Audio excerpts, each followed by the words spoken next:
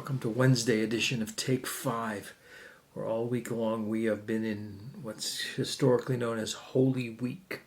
I know every day's holy, but these are the days that lead up to Good Friday, crucifixion of Christ, and then, of course, Easter Sunday. It began on Palm Sunday last week.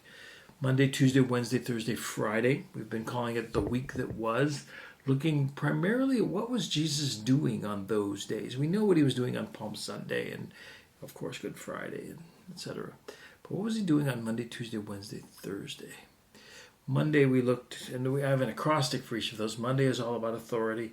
Tuesday was about signs. Now we're going to look at Wednesday. I'm going to call anointing. Thursday I'm going to call servanthood. And then Friday is atonement. So now we're at Wednesday.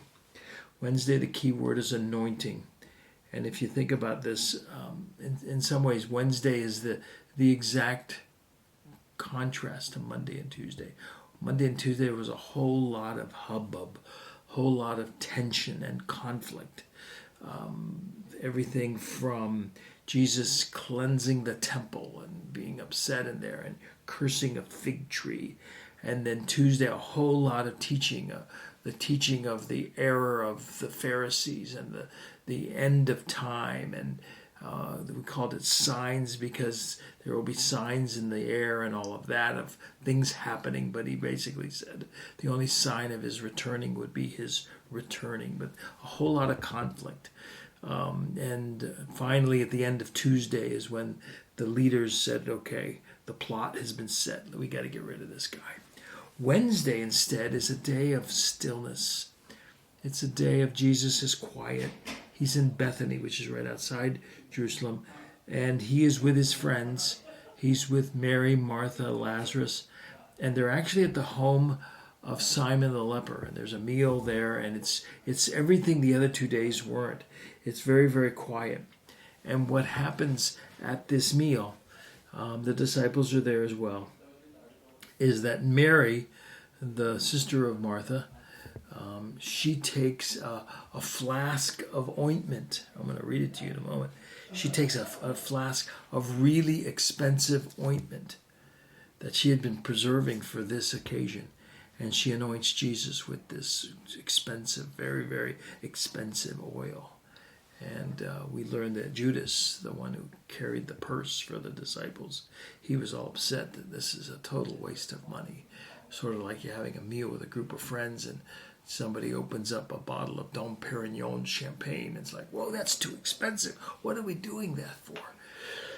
And Jesus stopped him and said, no, she did this for me, and we will remember her forever. And we have, don't we?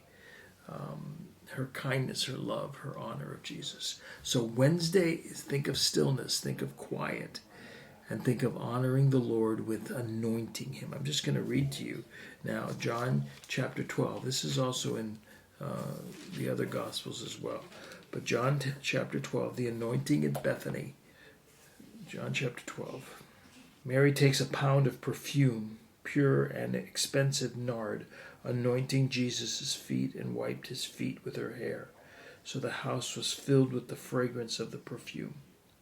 One of the disciples, Judas Iscariot, who was about to betray him, said, why wasn't this perfume sold for 300 denarii and given to the poor? He didn't care. He didn't say this because he cared about the poor, but because he was a thief in charge of the money bag. Jesus answered, leave her alone. She has kept it for the day of my burial. For you always have the poor with you, but you don't always have me. And in Mark's gospel will say, and she will be remembered for this wherever the gospel is preached. Wednesday, a quiet day, a day where Jesus is honored by his friends through the anointing of an expensive oil to prepare him for his burial. Friday is right around the corner. Wednesday, a day of quiet, a day of anointing. I'll see you tomorrow when we look at Thursday.